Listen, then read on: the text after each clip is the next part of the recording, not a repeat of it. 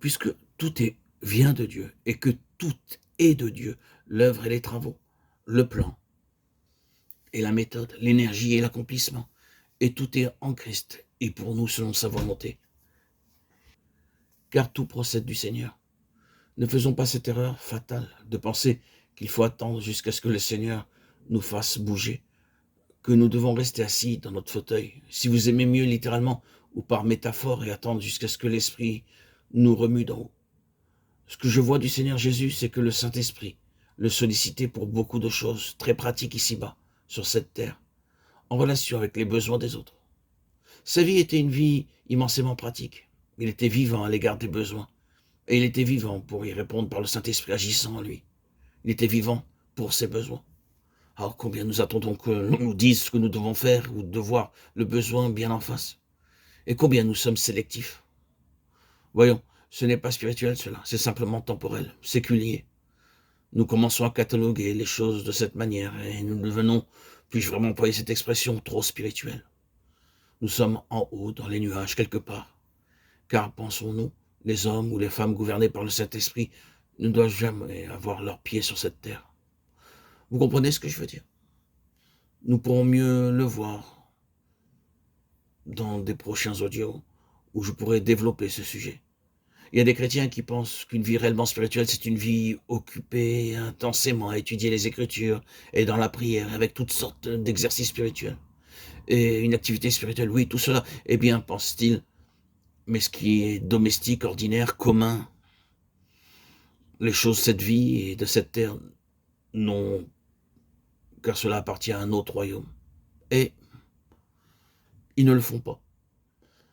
L'Esprit Saint veut manifester de l'énergie pour la tâche la plus simple, comme pour la plus difficile ici-bas. La chose pour ne pas nous attirer, mais il nous est aussi accordé pour cela.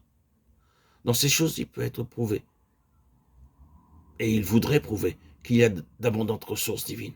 Oh, méfions-nous de notre sélectivité, prenons garde de trop vite partager entre ce qui est appelé spirituel, selon nous, et quelque chose d'autre.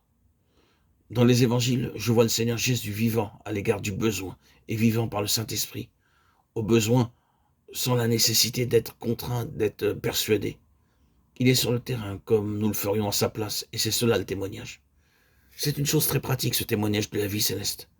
J'ai toujours peur d'utiliser cette expression céleste, car les gens pensent que, quelque part, nous allons flotter sur des nuages et être en dehors de tout. Peu s'en faut. Nous trouverons que le Saint-Esprit nous conduit parfois dans un désert, nous place dans des situations très pratiques pour nous dire, maintenant, allons, essaie tes ressources, essaie tes divines ressources dans cette situation et dans cette autre. Nous sommes tout le temps à la recherche de quelque chose d'autre pour obtenir ce qui est spirituel. Mais ce n'est pas la manière d'agir de l'esprit. Je crois que réellement, les personnes spirituelles sont vivantes à l'égard des situations et sont très pratiques et actives dans toutes sortes de choses. Beaucoup plus pourrait être dit à ce sujet, mais c'est suffisant pour le moment. Si je pouvais donner une conclusion à cet audio, ce serait la suivante. De toute manière, de façon variée et pratique, le ciel voudrait s'introduire lui-même, le ciel voudrait agir et pouvoir dire, oui, dans ceci il doit y avoir le témoignage du Seigneur Jésus, signifiant qu'il a mis la vie et l'incorruption en lumière. Et dans cette situation, il y a quelque chose qui va au-delà de ce qui est en elle-même.